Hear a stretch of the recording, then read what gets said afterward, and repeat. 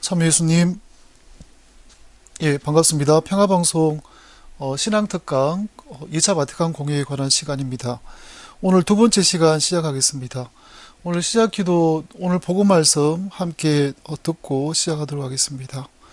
성부와 성자와 성령의 이름으로.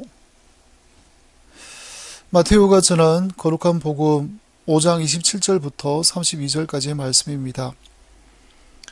그때 예수님께서 제자들에게 말씀하셨다. 간음해서는 안 된다고 이르신 말씀을 너희는 들었다. 그러나 나는 너희에게 말한다. 음욕을 품고 여자를 바라보는 자는 누구나 이미 마음으로 그 여자와 간음한 것이다. 너희 오른눈이 너를 죄짓게 하거든 그것을 베어 던져버려라. 온몸이 지옥에 던져지는 것보다 지체 하나를 잃는 것이 낫다. 또 너희 오른손이 너를 죄짓게 하거든 그것을 잘라 던져버려라.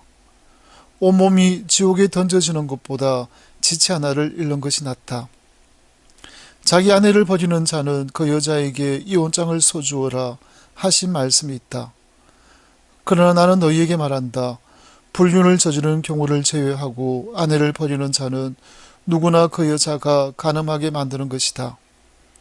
또 버림받은 여자와 혼인하는 자도 간음하는 것이다. 주님의 말씀입니다. 예, 반갑습니다. 오늘 복음 말씀은 사실 우리에게 굉장히 무겁게 다가오기도 합니다만은 한편으로 곰곰이 복음을 묵상하면 사랑을 다해서 사람을 대하라라는 말씀으로 우리가 이해할 수 있을 것 같습니다. 예, 지난주에 공예에 대해서, 공예 역사에 대해서 보고 있었습니다. 중세 공예가 어떤 의미를 가지고 있는지에 대해서 보다가 시간이 다 돼서 잠깐 마쳤는데요. 바로 그 부분부터 다시 이어서 계속 할까 합니다.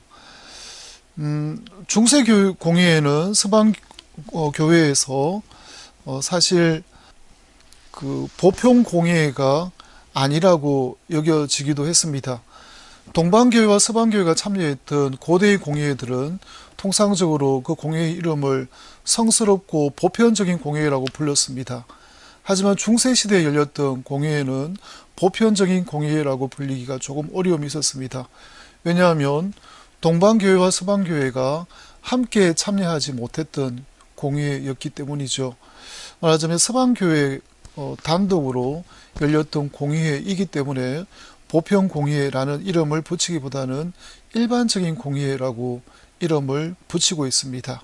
예, 어쨌든 이제 프로테스탄트의 분열 이후에, 그러니까 1500년 이후에 이제 가톨릭 교회는 이 중세 때의 공예를 보편 공예라는 지위로 격상시키려고 하는 여러 가지 시도들이 있었습니다. 하지만 이 시도들은 어떤 의미에서 보면 종교개혁가들 또는 분열한 분들, 개신교 신자들에 대해서 그 공격에 대해서 교회를 지키기 위한 어떤 방어적인 성격도 없지는 않았습니다. 하지만 이런 많은 논란들이 있었지만 이제 중세 공예를 바오르 6세 교황님께서는 서방의 일반 공예라고 이제 칭하시면서 이 논란을 매듭지으십니다. 일반 공예라고 할지라도 이 중세 공예는 서방 그리스도교 사회에서 가장 권위 있는 공예였습니다. 왜냐하면 그리스도인들 대다수가 살았던 곳이 바로 서방이었고, 그리고 또 동방교회는 상대적으로 이제 이슬람으로부터 방어적으로 살 수밖에 없었고요. 또 신앙의 발전이라는 부분도 제한될 수밖에 없었으니까요. 예, 이 주도권은 이제 어찌 보면 2차 바티칸 공예 이전까지 공예의 주도권은 교황에게 있었다고 말할 수 있습니다. 공예가 소집되기 전에 교황과 교황청에서는 이제 문서를, 교령을 미리 준비하고 이 준비해온 것에 대해서 이제 많은 교부들이 모여서 만장일치로 쉽게 이야기하며 박수를 치고 동의하고 끝나는 것이었으니까요. 하지만 교황 주도의 어떤 중세의 공예의 흐름이 중간에 많이 흔들리는 시기가 있긴 있었습니다. 어쨌든 이 중세 공예 말하자면 9차부터 15차 공예 때까지 이 공의회가 있었는데, 이 공의회 중에 가장 중심적인 공의회가 12차 세계 공의회입니다. 라테라노에서 열렸던 네 번째 공의회라고 해서 4차 라테라노 공의회라고 불리기도 합니다. 1215년에 열렸던 이 공의회는 그런 의미에서 중심적인 위치를 차지하고 있기에 중세의 트리엔트 공의회라고 불리는 별칭을 갖고 있기도 하고요. 또는 중세의 제2차 바티칸 공의회라는 별칭을 갖고 있기도 합니다. 이 4차 라테란 공의회, 1215년에 열렸던 이 공의회는 어떤 관심을 갖고 있었는지에 대해서는 사실은 그 교령들의 제목들을 살펴보면 공의회가 어떤 데 관심을 두고 있는지를 엿볼 수가 있습니다. 사실 4차 라테란 공의회의 주된 관심은 규율과 생활에 관련된 부분입니다. 교의와 관련된 부분들 중에서는 사실은 1항과 2항에 등장하고 나머지 대부분은 이제 생활과 관련된 부분들을 다루고 있습니다. 이 4차 라테란 공의회가 중요한 이유는 바로 지금까지도 우리에게 지대한 영향을 미치고 있기 때문이고요. 우리가 가지고 있는 가톨릭 생활의 규율들과 윤리들의 가장 기초가 되는 공의회라고 볼 수도 있기 때문에 그렇습니다. 말하자면 이제 교의라는 측면, 또 신앙이라는 측면에서 4차 라테란 공의회에서 다루었던 이 교령의 첫 번째 항은 가톨릭 신앙에 관한 항입니다. 물질과 그리고 그 물질이 아닌 것을 나누어서 바라보고자 하는 이원론적인 경향이 가졌던 이단이 있었습니다. 카타리파라고 불리는 일련의 사람들이었습니다. 이들은 물질적인 것들은 악한 것, 악의 것이라고 배척했고, 반면에 물질적이지 않은 것들, 영적인 것들은 귀한 것이라고 말하자면 좋게 여기는 경향을 가지고 있었습니다. 하지만 이 카타리파에 대해서, 이 카타리파는 말하자면 우리 성사에 있어서도 성체를 모시는, 성체의 형상을 준비하는 제병을 가지고, 말하자면 물질을 가지고 그리스도의 몸과 피를 만드는 이 성사, 이 물질이 과연 물질적인 재료를 쓴다는 것이 과연 성사가 되는가라는 것에 대한 근본적인 의문을 제기했던 사람들이기도 하죠. 여기에 대해서 물질적인 재료를 쓴다고 해서 성사가 충분하지 못하다고 논박했던 카타리파에 대해서 실제 성찬 내의 실체 변화에 대해서 신앙적으로 그리고 교리적으로 확정지었던 공의회가 바로 4차 라테란 공의회입니다. 말하자면 제병이라는 것과 포도주라는 것이 바로 그리스도의 몸과 피로 변화되는 데 있어서 제약이 있는 것이 아니다. 물질을 쓴다고 해서 어떤 성사의 온천까지 제한되는 것은 아니다라고 이 공의회에서는 못을 박았습니다. 그리고 또 하나는 신자들에게는 단 하나의 보편된 교회가 있을 뿐이며 그 밖에서는 어느 누구도 구원받지 못한다. 말하자면 모든 그리스도를 믿는 사람들은 하나의 교회에 속할 뿐이고 교회 바깥에 있는 사람은 구원에서 제외된다는 뜻이죠. 말하자면 교회 밖에는 구원이 있을 수 없다라는 선을 했던 것이 4차 라테란 공의회 1215년의 신앙의 결정이었습니다. 그 다음 요아킴 수도원장에 대한 오류라는 제목을 가진 항이 있고요. 그 다음에 이단자들에 대해서, 그러니까 카타리파와 같은 또는 여러 이단들은 사실은 그들은 오만함에 가득 차 있다라고 규정을 하면서 이제 이 오만함은 바로 구원에서 벗어나 있는, 교회 밖에 벗어나 있는 그런 오만함이다라고 규정을 짓습니다. 그러니까 가톨릭 교회 바깥에 있는 그 사람들은 오만해서 교회 바깥에 있고 그 오만함 때문에 바로 이단에 빠져 있다라는 논증을 하게 되죠. 그래서 오만한 사람들과 이단에 빠진 사람들과 같은 맥락으로 사실은 보고 있습니다. 그리고 또 한편 나틴 교회에 대해서 그리스 교회가 가지고 있는 오만함에 대한 논증을 하고 있습니다. 사실은 이 공회는 1215년에 열렸습니다. 하지만 불과 11년 전에 큰 아픔이 있었습니다. 1204년에 십자군의 원정단이 바로 콘스탄티노플을 약탈해버렸거든요. 그래서 사실은 이 사건으로 인해서 동방교회와 서방교회가 이제 돌아설 수 없는 강을 건너게 되어버리고 말았습니다. 사실 동방교회와 서방교회는 1054년에 이제 분열을 했지만 그 분열이 극복되지 못하는 분열은 사실은 아니었습니다. 하지만 1204년 십자군의 약탈, 그것이 바로 동방교회와 서방교회의 제1치를 이제 가로막는 결정적인 걸림돌이 되어버리고 말았죠. 이렇게 십자군의 약탈이 있음에도 불구하고 11년밖에 되지 않고 개최가 되었던 사찰 아테란 공회에서는 바로 그리스 교회, 말하자면 동방교회에 대해서 손을 내밀고 화해의 제스처를 취한 것이 아니라 오히려 그들이 오만하다라고 그렇게 패배하는 자세를 가지고 있습니다.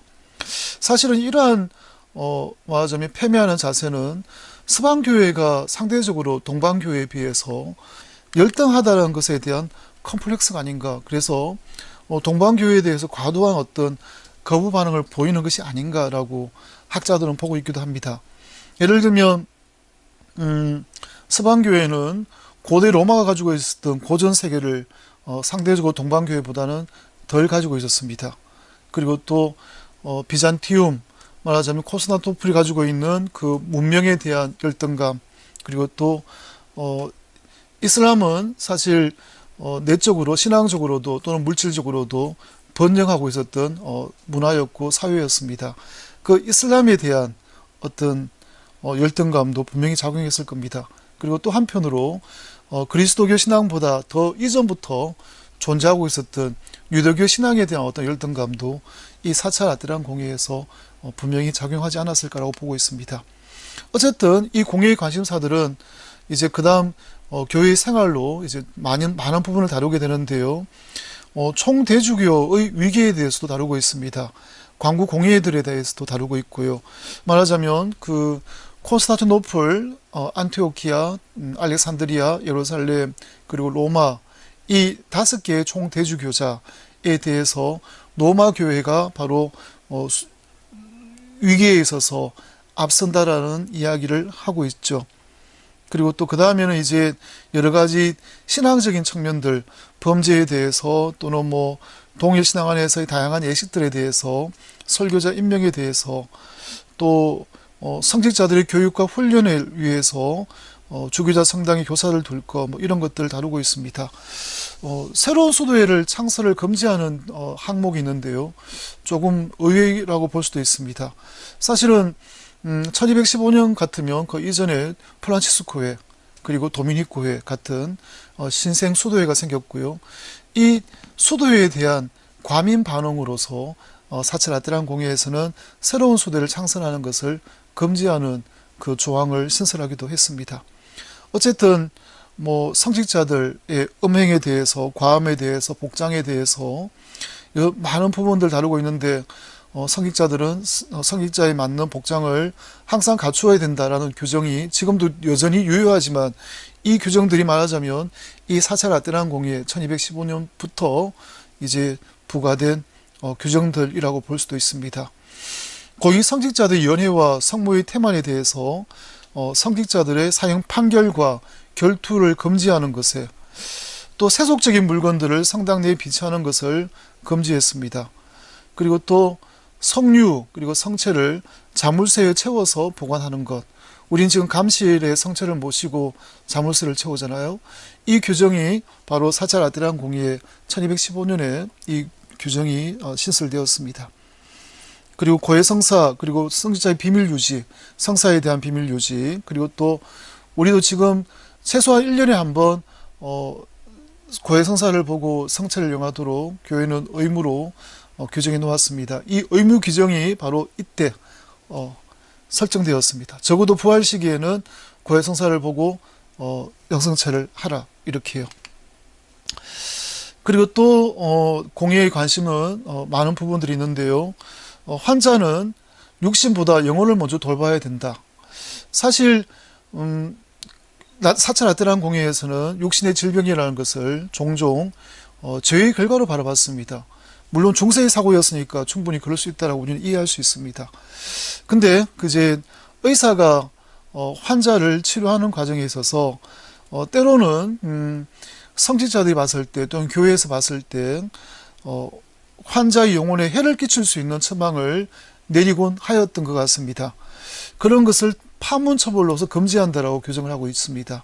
예를 들면 마술행위, 점성술 또는 마약을 하게 한다든지 또는 성교를 하라고 권유한다든지 이런 내용들이 이제 말하자면 파문으로서 금지되는 조항이 이 공회에서 설정이 되었습니다.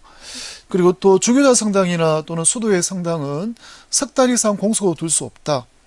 예, 그리고 또 수도 원장은 투표나 동의에 의해서 선출되어야 된다. 그리고 또 세속 권력에 의한 선출과 임명은 무효이다라고 선을 하죠. 지금 같은 경우에는 상상할 수가 없지만 중세시대에는 그 군주 내지는 왕이 그 지역의 주교를 임명하는 경우도 없진 않았습니다. 말하자면 그 군주 또는 왕이라고 일컬어지는 세속 권력, 그 평신도에 의해서 선출되어지고 임명되어지는 것은 무효이다라고 말하자면 정치 세력은 교회 일에 관여할 수 없다라고 선을 그은 게 4차 라테란 공회의 규정이라고 말할 수 있습니다.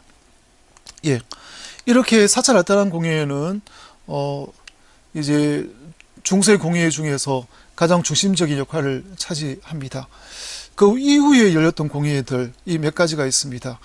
콘스탄츠 공의회 그리고 바젤 피렌체 공의회 5차 라테란 공의회 정도가 그 이후 공의회라고 볼 수 있는데요. 사실 콘스탄츠 공의회나 또는 바젤 피렌체 공의회 또 이 공의회를 다룰 수밖에 없는 이유는요. 이때부터 사실 교황권과 공의회주의가 첨예하게 대립되는 시기였기 때문에 그렇습니다. 이때의 어떤 역사가 사실 지금까지도 영향을 미치고 있다라고 말할 수밖에 없습니다. 먼저 그 배경을 보면요. 1309년부터 1377년까지 남부 프랑스 교황령에 속하는 주요 도시가 있었습니다. 그 도시는 아비뇽이었습니다.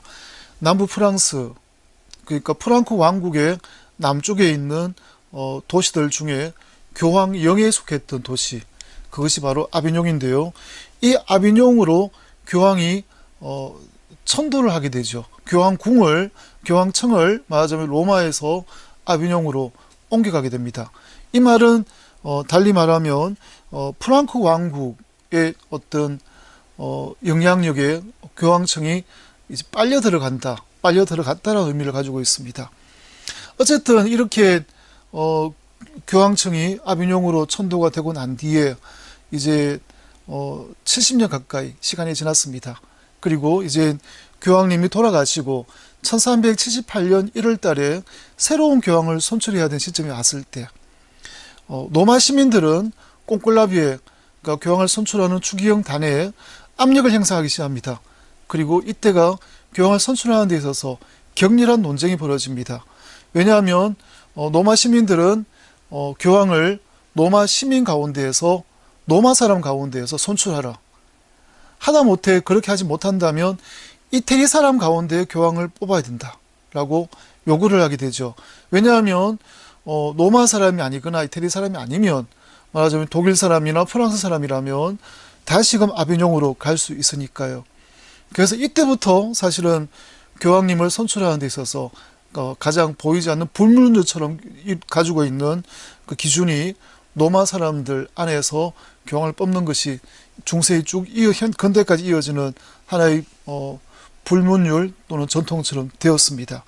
어쨌든 이 1378년 1월 달에 콘클라베를 열렸고 여기서 교황님을 뽑게 되는데요. 울바노 6세 교황님이 선출됩니다.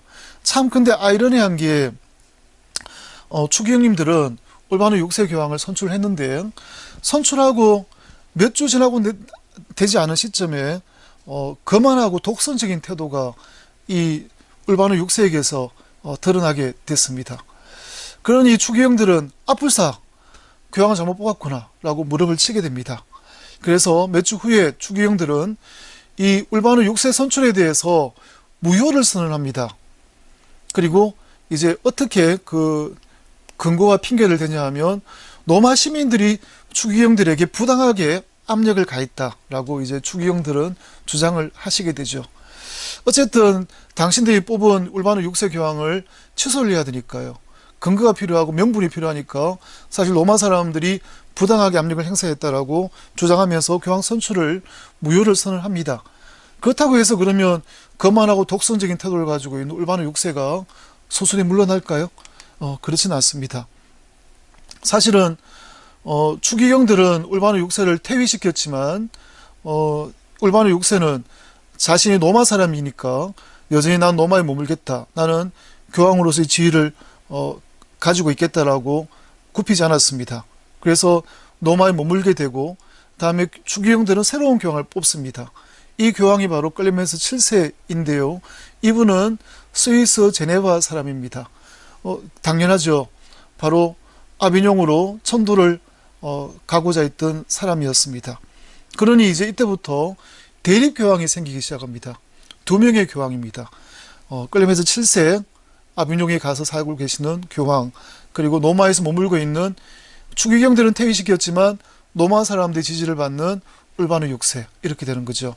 그래서 울바노 6세는 사실은 이태리 지방에서, 독일 지방에서, 중부 유럽에서, 스칸디아 반도에서, 영국에서 지지를 받습니다.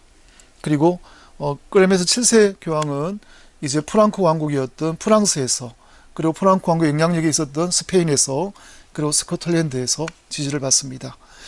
성인들 중에서도 예를 들면 울바노 6세를 지지했던 사람은 시에나의 카타리나 성녀, 이렇게, 그리고 클레멘스 7세 교황을 지지했던 사람은 베드로 롬바르디 같은 성인들입니다.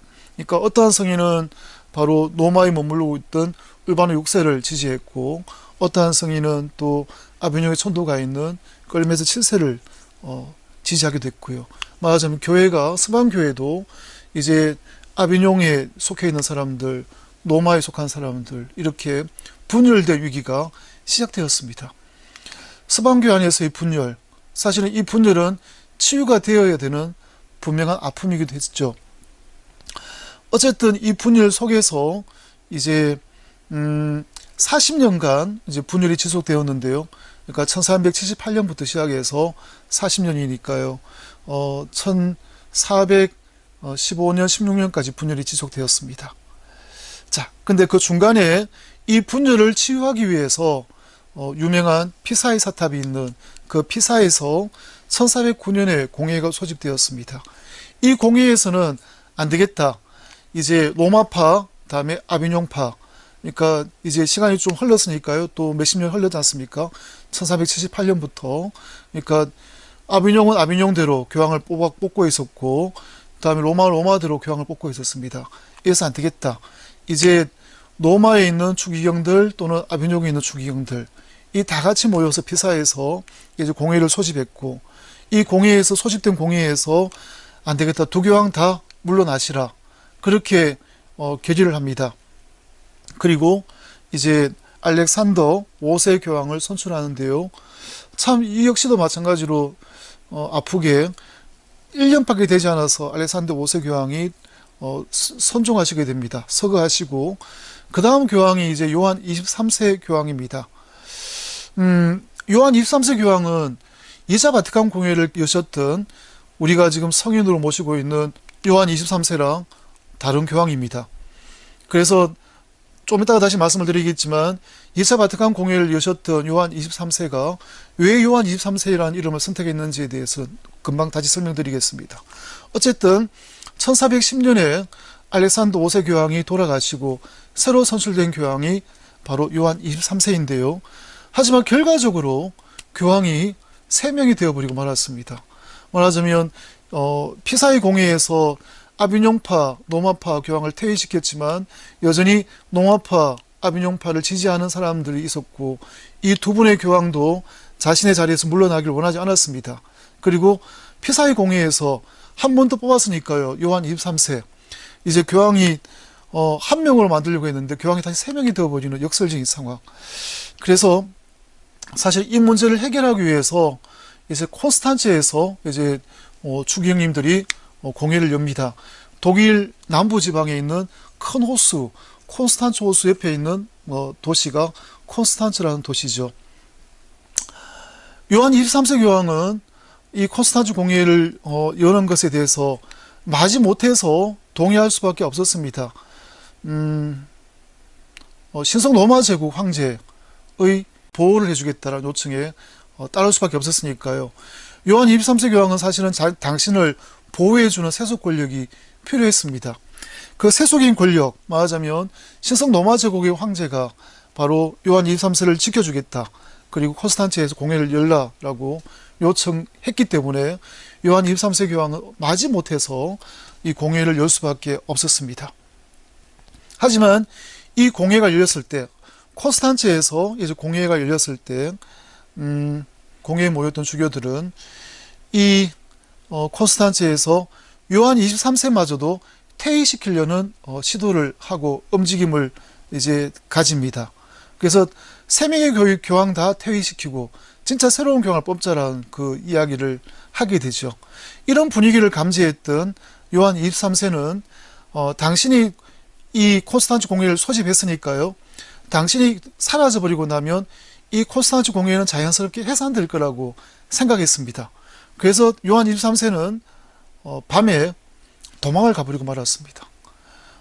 어떤 사람들은 빨래를 하는 여인의 복장을 했다라고 이야기하기도 하고요.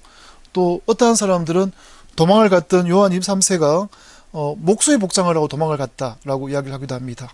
어쨌든 밤에 사람들이 모르게 요한 23세 교황은 도망을 가버렸습니다. 그리고 이제 망명을 갔던 역시 독일과 프랑스 경계에 있는 브라이자흐라는 마을에서 이제 공회를 해산하겠다라고 선을 하는데, 그 자리에 모였던 많은 추기경들 요한 23세의 권위를 인정하지 않았습니다.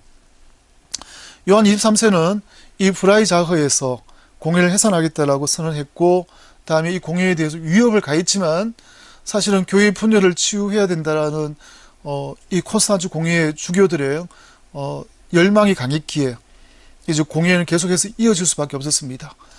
1417년에 콘스탄츠 공회가 두 번째로 시도하는데요. 여기서 이제 두 번째 시도는 이제 교황이 가지고 있는 권한과 공회의 주교들이 가지고 있는 이 공회의 권한과 어떤 권한이 더 큰가라는 것에 대한 논쟁을 하게 되죠. 자, 자연스럽게 여러 명의 교황들이 있어 왔고, 여러 명의 교황들로 인해서 교회 분열이 계속해서 반복되었고, 그래서 추기경들은 교황의 어떤 권한보다 공회의 권한이 더 크다라고 이 콘스탄츠 공회에서 선언을 합니다. 그 교령이 바로 핵상타라고 이야기하는 공회입니다. 여기 이 거룩한이라고 시작되는 이 교령은 교황의 권한보다 공회가 힘이 더 크다라고 선언하게 되면서 여기서부터 갈리아주의라고 말하기도 하고요, 공회주의라고 말하기도 하는 이 흐름이 생겨납니다. 어쨌든 이제 이 콘스탄츠 공회에서는 요한 23세, 그리고 아비뇽에 있는 교황, 그리고 로마에 있는 교황, 울바노라고 얘기합니다. 이 세 명의 교황을 퇴위시키고, 이제 그리고리오 12세 교황은 로마에 속해 있는 분이었습니다. 1415년에 이제 사임을 하게 되고요. 하지만 핵상타라는 이 교령을 인준하기를 거부했습니다. 그 이후에 마르티노 5세 교황이 선출되었는데요. 어쨌든 그러면 핵상타라는 이 교령이 유효한가 유효하지 않은가, 말하자면 로마의 교황이 인준을 거부했는 이 교령은 유효한가 유효하지 않은가라는 논쟁이 또다시 생기기 시작했습니다. 말하자면 공회와 교황의 힘에 있어서 어떤 그 권위가 더 앞서는 것에 대한 논쟁이 있었고, 법적인 어떤 지위를 공의의 어떤 권위가 더 우선한다라는 법적인 지위를 획득하지 못했다라는 의미이기도 합니다. 예. 어쨌든 마르티노 5세 교황이 이제 콘스탄츠 공회에서 선출이 되었고요. 그리고 마지막에는 프레켄스라는 문서가 공포가 되었습니다. 프레켄스라는 이 문서는 아예 이제 공회가 지속적으로 열릴 수 있도록 법적으로 규제를 했던 문서라고 볼 수 있습니다. 콘스탄츠 공회가 끝나고 난 다음에 5년 뒤에 공회가 열리고, 그 다음에 그 5년에서부터 다시 7년 뒤에 다시 공회가 열리고, 그 다음부터는 영원히 10년 주기로 일반 공회가 개최되어야 된다라고 이제 결정을 하게 되죠. 하지만 이 콘스탄주 공회의 결정은 사실 그렇게 오래 가지 않아서 뒤집어지고 말았습니다. 근데 어쨌든 이 콘스탄주 공회에는 여러 가지 의미를 가지고 있습니다. 말하자면 325년 1차 니체아 공회부터 시작해서 바로 콘스탄주 공회 이전까지, 그러니까 1400년대 이전까지는 사실은 모든 권력이 황제에게 또는 교황에게 한 명에게 집중되는 시기였습니다. 하지만 이 한 명에게 집중되었던 권위와 힘이 이제 공동의 어떤 합의라는 측면으로 이제 전환되었던 시기가 콘스탄주 공회라고 말할 수 있죠. 그래서 콘스탄주 공회에는 뭐랄까요, 중세의 입헌 운동, 입헌주의 운동의 정점이라고 볼 수도 있을 겁니다. 이 콘스탄주 공회가 가진 의미는 그 이후부터 이제 많은 사람들이 어떤 법과 규칙의 제정에 있어서 공동으로 참여할 수 있는 그런 어떤 운동의 시발점이라는 의미를 가지고 있기도 합니다. 어쨌든 11세기 후반 그레고리오 개혁 이후에 교황 군주제 또는 절대주의로 전개되면서, 말하자면 이 콘스탄주 공회의 의미는 초기 교회, 그러니까 사도시대 때 가지고 있었던 균형적이고 사도들이 함께 모여서 함께 논의했고 함께 결정했던 이 균형적이고 공의적인 교회 통치로 돌아가려고 했다라는 데 의미가 있습니다. 그러니까 1차 니체아 공회부터 시작해서 이어지는 고대의 공회들은 어찌 보면 세속 권력과 세속 군주 한 명의 어떤 통치자에 의해서 이루어지는 공회였다고 말한다면, 이제 콘스탄주 공회에는 원래 초대교회의 모델, 그러니까 사도들이 함께 모여서 함께 결정했던 그 모델로 돌아가고자 했었으니까요. 요한 23세 교황에 대해서 잠깐 말씀드리겠습니다. 2차 바티칸 공회를 여셨던 요한 23세 교황님은요, 당신이 교황으로 선출되시고 난 다음에 이름을 어떻게 할 것이냐라고 질문을 받았을 때, 당신은 당신의 아버지가 요한이었다. 그리고 당신이 세례받은 성당도 요한 성당이었고, 로마에 요한이라는 이름을 가지고 있는 대성당이 참 많다. 그래서 나의 이름을 요한으로 하겠다. 이렇게 이야기를 하십니다. 그러니까 많은 사람들은 그러면 요한 23세가 있었으니까 아까 보시다시피 콘스탄주 공회를 해산하고자 했던, 그래서 요한 24세로 교황 이름을 하시려나 생각을 했었습니다. 하지만 교황님은 나는 요한 23세로 하겠습니다 라고 선을 하시죠. 이 말씀이 가지고 있는 의미는 요한 23세 교황, 콘스탄주 공회를 해산하고자 했던 이 교황을 인정하지 않겠다는 의미를 가지고 있습니다. 말하자면 세 명의 대립 교황이 있었던 그 시기를 치유하고자 하고 극복하고자 하는 교황님의 의도, 요한 23세 교황님의 해왕과 의도라고 우리는 이해할 수 있을 것 같습니다. 어쨌든 이제 이 공회에는 초대교회 모습으로 돌아가고자 시도를 했습니다. 하지만 이 교령들, 프레켄스라는 이 교령과 아까 말씀드렸던 핵상타라는 이 교령은 후임 교황님들에게는 전혀 달갑지 않았습니다. 당연하죠. 교황이 되면 전 교회에 대한 수익권을 행사하셔야 되는데 교황의 수익권을 낮추고 공의의 어떤 공동의 어떤 결정과 공동의 권위를 더 높여 놓았으니까요. 그래서 1462년 교황 비오 2세께서는 교황에 대해서 공의회에 항소하는 것을 금지하기도 하십니다. 나중에 이제 한 50년, 60년이 지나면, 그러니까 1517년이 되면 프로테스트가 생기고요. 이제 교회가 또다시 분열하게 되는데, 개신교의 모든 분파들은, 웬만한 분파들은 이 공의회적인 통치 구조를 따랐습니다. 그래서 어찌 보면 1517년에 프로테스트가 이제 분열되고 난 다음에 이 사람들이 가지고 있었던 그 시대적인 어떤 교회의 분위기는 콘스탄츠 공회의 분위기가 여전히 남아 있었습니다. 그래서 콘스탄츠의 공동의 합의, 공동의 결정, 공동의 권위, 이런 통치 구조를, 교회 안의 통치 구조를 따르게 되면서 지금도 개신교회는 그런 통치 구조를 가지고 있다고 볼 수 있습니다. 그래서 어찌 보면 개신교회가 가지고 있는 어떤 그런 구조는 바로 중세 공의회, 콘스탄츠 공의회의 어떤 결정, 그리고 영향이라고 볼 수가 있겠네요. 하지만 이 공의회 운동은요, 결과적으로 실패했습니다. 자, 1431년에 바젤에서 공회가 열렸는데요. 이 공회가 바젤에서 열리기 직전에 마르티노 아까 5세 교황의 후임이었던 에우제비오 4세를 선출합니다. 그러니까 1431년 바젤 공회가 개최되기 직전에 마르티노 교황님이 돌아가시고 그 다음에 이제 추기경님들은 에우제비오 4세 교황을 선출하십니다. 근데 이제 에우제비오 4세 교황은 바젤에서 시작되었던 이 공회를 이제 피렌체로 옮기려고 합니다. 바젤은 스위스거든요. 그리고 피렌체는 이태리고요.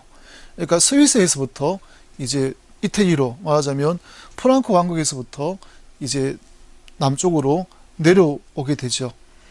근데 이때도 역시 마찬가지로 1431년 공회에는요, 아까 콘스탄즈 공회가 1418년에 마쳤지 않습니까?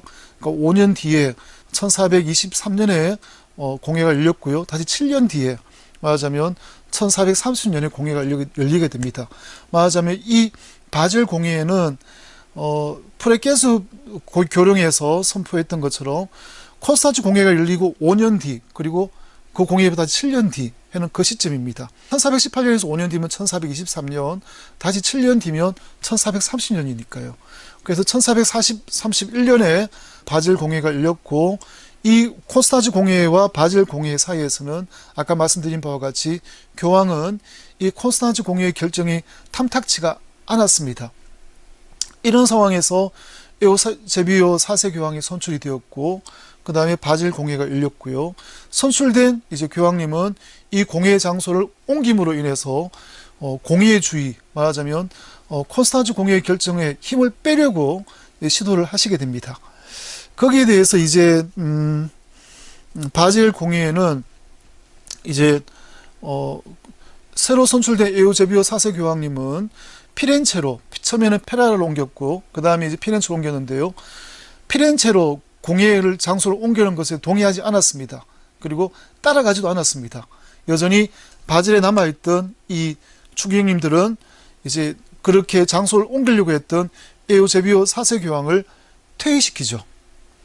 그래서 파문시켜버리고 맙니다. 말하자면 공회의 추기경들은 당신들이 뽑았던 교황을 파문시키고 교황은 이 바젤 공회에 남아있던 추기경들을 파문시키고 그래서 교황과 공회가 서로 파문을 시켜버리는 상황이 생겨버리고 말았습니다.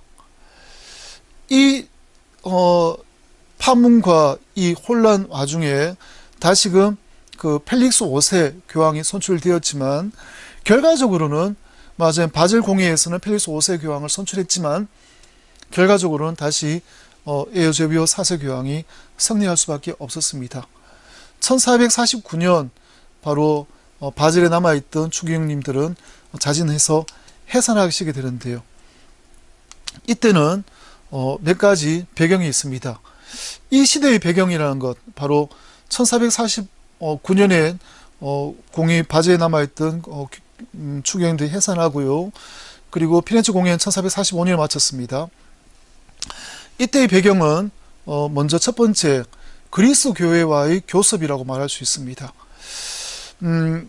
바젤 공회에서 이제 동방교회에 사절단을 요청했는데요. 이 사절단이 바젤로 간 게 아니고 교황이 옮겨간 피렌체로 갔습니다. 말하자면 동방교회의 사절단은 바젤에 힘을 실어준 게 아니고 피렌체, 바로 교황에게 힘을 실어줬다라는 뜻이죠. 이 콘스탄티노플의 이제 총대주교와 사절단, 그리고 동방 로마 황제의 사절단, 이 둘 다 피렌체로 가게 되었고요. 교황 에우제비오는 이 사절단으로 하여금 바젤이 아니라 피렌체로 오도록 설득했습니다. 그리고 이 사절단은 피렌체로 갈 수밖에 없었습니다. 왜냐하면 바로 1445년 이때는 오스만 제국, 터키 사람들이 콘스탄티노플 성 바로 코앞에까지 도달했으니까요. 그러니까 말하자면 이 콘스탄티노플을 방어해야 되는 동방 로마의 황제와 그리고 또 그 콘스탄티노플의 총대주교는 서방 세계의 어떤 지원단, 원조, 원군 이 반드시 필요했습니다. 그래서 어떻게 했든지 간에 서방의 힘을 빌려와서 이 동로마 제국을 지켜야만 했으니까요. 그러니까 서방 제국에 영향력을 가지고 있었던 교황에게 우선적으로 도움을 주고받을 수밖에 없는 상황이었습니다. 어쨌든 근데 여기서 의미가 있는 게 동방교회 사절단이 피렌체 공회에 참여하게 되면서 이제 제1치를 위한 후속 협정이 마련되었습니다.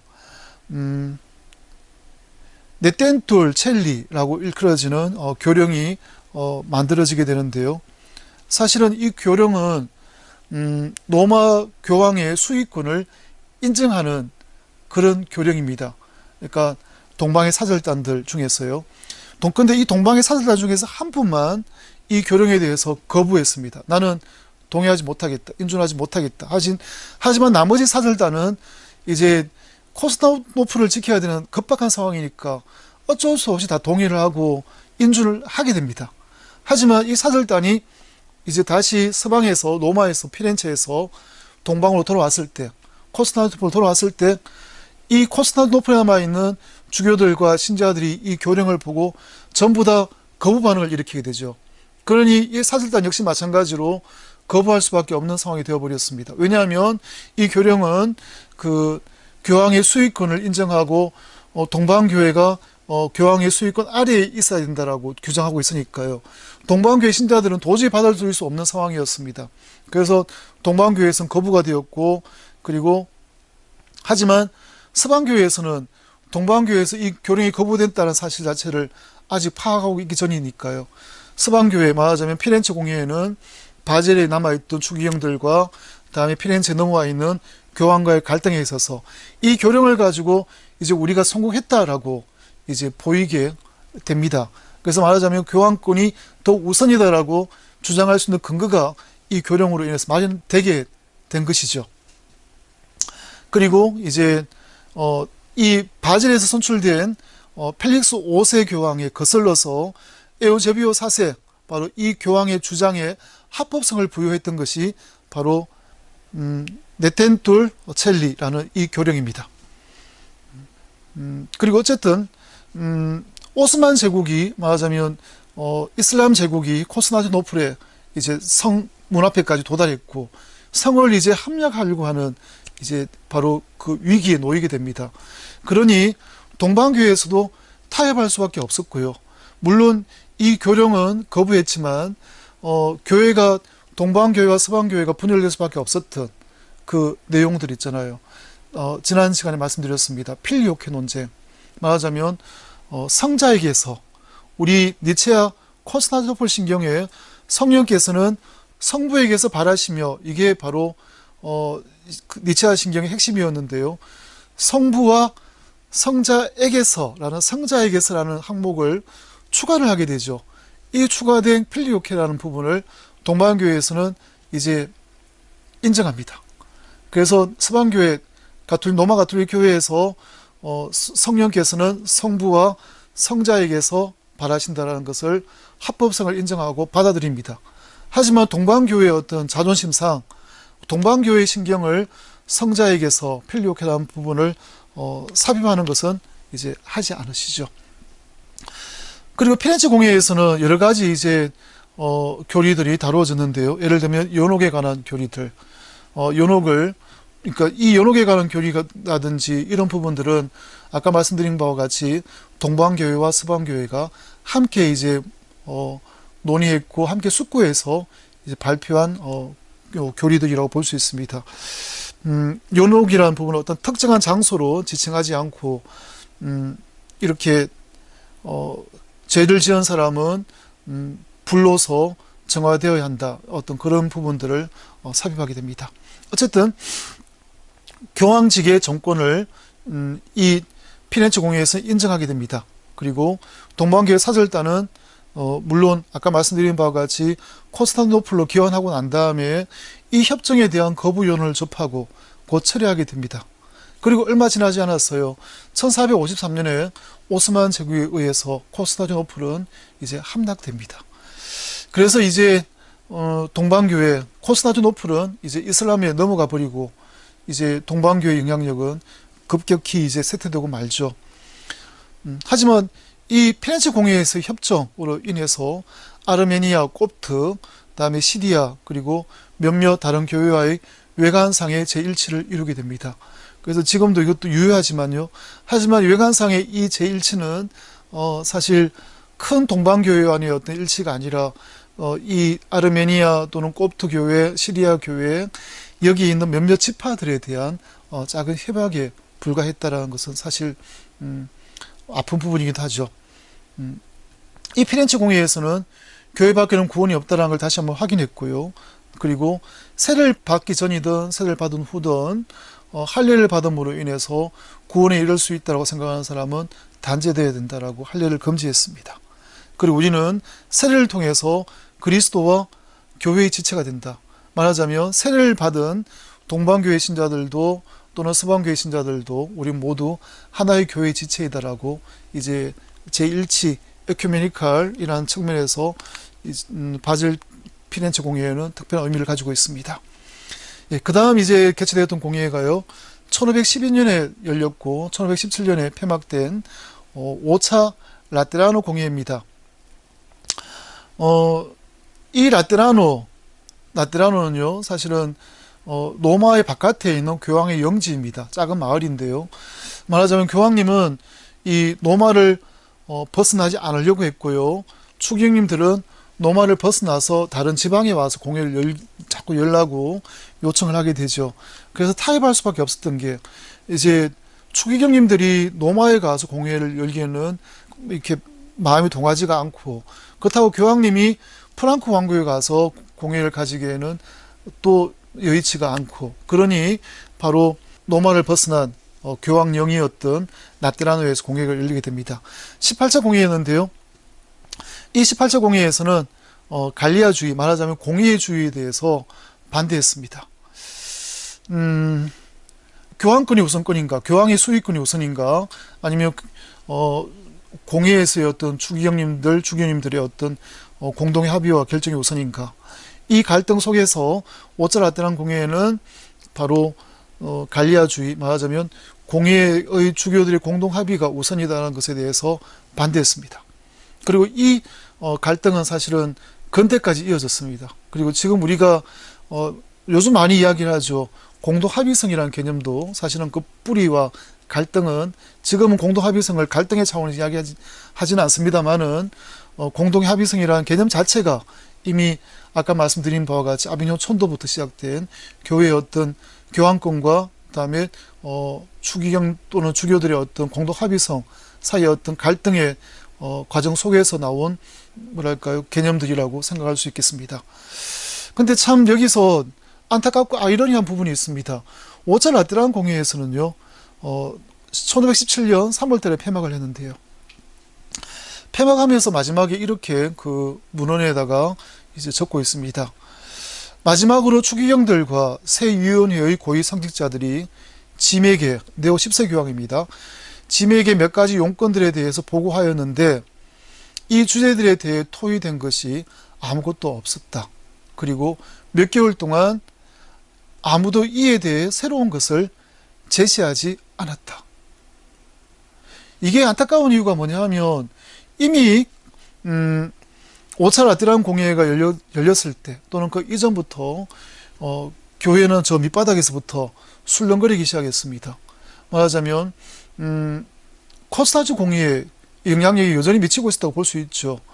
그러니까 교황의 수익권을 교황은 주장했지만 그렇지 않다라고 생각했던 많은 기층 민중들 또는 많은 신자들이, 그룹들이 있었습니다. 그러니 1517년 9월 달에 비텐베르크 성당 정문에다가 마르틴 루터가 95개의 반박문을 붙이고 떠났을 때 그를 지지했던 많은 사람들은 이런 분위기 속에서 마르틴 루터를 지지했었습니다. 하지만 이런 분위기가 밑바닥에서 흐르고 있었는데 교회는 전혀 눈치채지 못했고 또 이런 흐름에 대해서 외면했다는 사실은 정말 참 마음 아픈 일이라는 생각이 듭니다. 1517년에 마르틴 루터는 이제 반박문을 쓰고 분열을 했는데요, 사실은 교회는 즉시 이 분열을 봉합하기 위해서 공회를 열지 않았습니다. 왜냐하면 아까도 계속 말씀드렸지만 이 공예주의 또는 갈리아주의라고 일컬어지는 공예가 우선이라고 생각하는 사람들이 여전히 존재했고, 그래서 공예를 다시 열었다가 공예의 어떤 공동 합의가 교황의 수익금보다 더 위에 있다고 주장하는 것이 두려웠던 겁니다. 그러니 1517년에 교회가 분열했음에도 불구하고 교회는 이 공예를 열기를 주저 했죠. 그래서 자그마치 거의 30년, 28년이 지나고 난 다음에, 한 세대가 지나고 난 다음에서야 공예가 열릴 수밖에 없었습니다. 지금 생각해서 역사를 되돌아보면 참 무릎을 치고 통탄할 노릇입니다. 공예가 좀 더 일찍 열렸다면, 그래서 사실 마르틴 루터는 일반 공예가 열린다면 그 공예에 가서 소명을 하겠다는 준비와 태도를 가지고 있었습니다.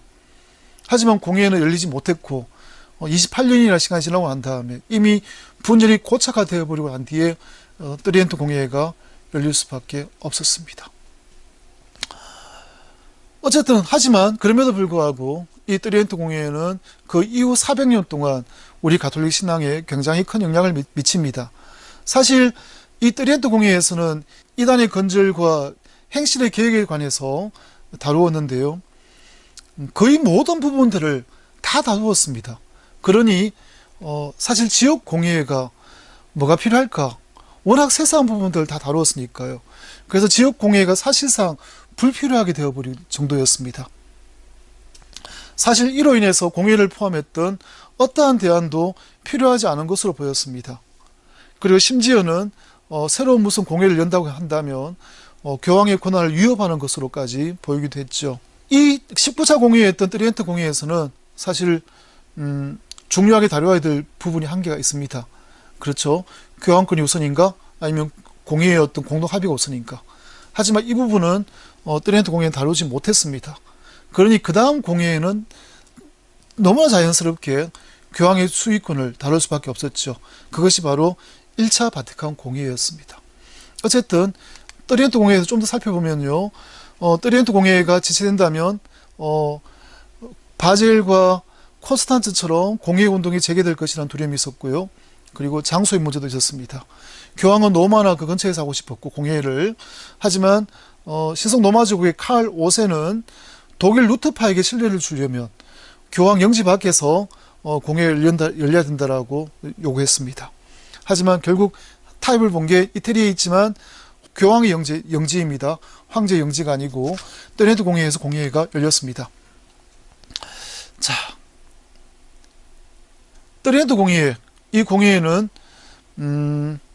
1545년에 시작되었는데요. 3년 만에 수도비 되었습니다. 루터파 군대들이 진군했으니까요. 그래서 전쟁을 벌이면서 중단될 수밖에 없었고요. 또 단지 24명의 주교들이 참석했을 뿐입니다. 하지만 그 이후 동안 1552년부터 1562년까지 이제 긴 휴회 기간이 있었는데요. 이 기간 동안 교황이었던 바오로 4세는 공예가 계속해서 이어지는 것을 반대했습니다. 그래서 10년 동안 공예가 열리지 않았죠. 그냥 이렇게 끝나기를 바랐다는 것입니다. 교회 분열이 있다 하더라도. 하지만 후계자였던 비오 4세 교황님은 다시 트리엔트 공예가 재개되기를 바랬고, 그래서 1562년부터 1563년까지 이제 200명이 넘는 주교님들이 참석하면서 이제 공예가 다시 열리게 됩니다. 이 트리엔트 공예에서는 니체아 콘스탄티노플 신경에 대해서 우리가 받아들여야 될 정통 신경이다, 정통 신앙의 신조다라는 것을 선언합니다. 그리고 마르틴 루터가 이제 솔라 그라시아, 솔라 스크립투라, 솔라 피데이 이렇게 주장을 했으니까요. 오직 신앙만으로, 오직 온천만으로 구원받는다라고 주장했으니까 그 주장에 대해서 교회는 입장을 분명히 표명히 했어야만 됐습니다. 그래서 성경과 거룩한 전통에 대해서 교회는 설명하게 되는데, 교회가 가지는 권위의 근거는 바로 성경과 성전에게 있다. 왜냐하면 우리가 가지는 성경도 거룩한 전통의 바탕 아래에서 나왔고, 바로 예수 그리스도, 예수님께서 말씀하신 그 행적과 그 말씀이 우리가 가지고 있는 전통 안에 녹아져 있기 때문이다라고 분명한 가르침을 주십니다. 그리고 트리엔트 공예에서는 또 믿음과 선행에 관해서 우리가 의롭게 되는 데 있어서 우리 믿음이 우리의 행동으로 드러날 수밖에 없고 드러나야 되는 것이다.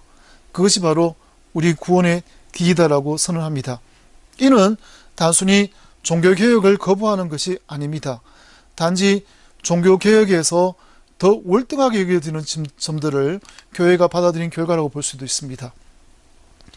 그리고 트렌트 공회에서는 교회의 고난에 관한 교령들을 통해서 성경과 사도들의 전성을 수용합니다. 성경과 성전은 예수님께서 공포하신 동일한 기원, 성전도 바로 복음, 그리고 성경도 그 복음 안에 있다. 그래서 이 동일한 기원인 복음으로 결합될 수밖에 없다. 성전과 성경은 거룩한 전통과 우리 가지고 있는 이 책은 말입니다. 그리고 의화에 관한 교령과 원죄에 관한 교령을 통해서는 우리도 은총, 하나님의 은총에 동의한다. 하지만 우리는 그 은총에 자유의지로 동의하고 협조하는 역할을 수행한다. 그것이 바로 우리의 선행으로 드러나야 된다. 그리고 원죄는 우리 세례를 통해서 사함을 받고 사욕 편정 내지는 죄의 불신은 남아있을 수밖에 없다라고 트렌트 공회에서는 우리의 신앙의 교리를 정의합니다. 우리가 가지고 있고 지금 이해하고 있는 신앙의 모든 바탕은 트렌트 공회라고 볼 수도 있겠죠. 그리고 성체는 실제로 변화된다. 아까 말씀드린 바와 같이 1215년에 열렸던 사살 라테란 공의회에서의 결정을 다시 한번 더 확인하고 확정합니다. 하지만 이 성체의 실체 변화는 프로테스탄트에게는 가장 큰 걸림돌로 작용하게 되죠. 그리고 첫 회기 때는 사실은 개신교 신자들에 대해서 태도가 부드러웠는데요. 2회기부터 시작해서 마지막 끝날 때까지 트렌트 공회에는 점점 더 프로테스탄트에 대해서 태도가 완고해지기 시작했습니다. 하지만 그럼에도 불구하고 프로테스탄트에 대한 초대장은 계속해서 발송되었습니다. 그들이 거부하지 않든 간에 우리는 계속해서 이 공회에 그들이 참여하기를 초대했습니다. 하지만 개신교 신자들은 교동들을 제쳐놓고 공회가 다시 열리기를 그렇게 요청했지만 공회가 다시 열릴 수는 없는 일이었습니다. 그리고 3회기 때에는 프로테스탄트와의 토론에서 연옥과 성인들의 존재와 대사와 같은 교의적인 주제들이 다루어지죠. 예, 시간이 벌써 많이 되었습니다. 다음 시간에는 이 트렌트 공회의 뒷부분들 살피고 1차 바티칸 공회의 어떤 배경과 그 내용들을 한번 살펴보겠습니다. 그리고 이제 본격적으로 2차 바티칸 공회가 어떻게 배경 속에서 시작되었고 어떠한 결실을 우리에게 주고 있는지는 다음 시간에 또 살펴보도록 하겠습니다. 1시간 동안 함께 해주시고 경청해 주셔서 감사드립니다. 날씨 더운데 건강 유의하시고 다음 주에 뵙겠습니다. 마침 기도 영광송 바치겠습니다. 성부와 성자와 성령의 이름으로. 영광이 성부와 성자와 성령께 처음과 같이 이제와 항상 영원히 아멘. 성부와 성자와 성령의 이름으로. 예, 감사합니다.